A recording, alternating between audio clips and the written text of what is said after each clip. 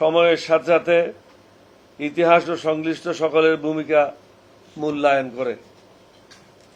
জাতির এই সন্ধিক্ষণ রাষ্ট্রপতি হিসাবে আপনার প্রতিটি সিদ্ধান্ত দেশের রাজনৈতিক সংস্কৃতি, গণতান্ত্রিক চর্চা ও জনগণের আস্থার উপর সুদূর প্রসারী প্রভাব ফেলবে।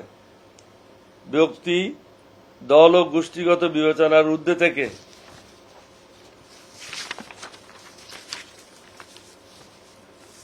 দেশ ও নাগরিকদের বৃহত্তর স্বার্থকে অগ্রাধিকার দেবেন এই প্রত্যাশা করি।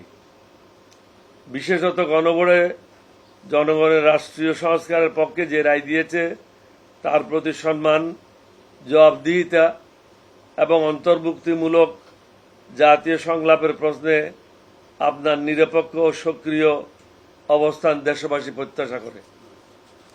রাষ্ট্রপতি নির্বাচন সম্পন্ন হলেও জনগণের অধিকার, গণতান্ত্রিক মূল্যবোধ, জবাবদিহিতা ও জাতীয় স্বার্থ রক্ষার সংগ্রাম শেষ হয় না। রাষ্ট্রীয় পদ বা নির্বাচনী ফলাফলের ঊর্ধ্বে দেশ ও জনগণের প্রতি আমার দীর্ঘদিনের অঙ্গীকার অবিচল থাকবে।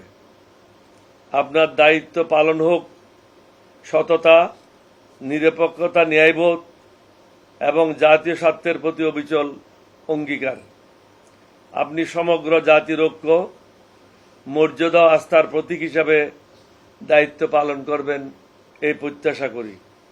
আপনার সুস্বাস্থ্য, দীর্ঘায়ু, উজ্জ্বল ভবিষ্যৎ ও সর্বাঙ্গীন সাফল্য কামনা করি।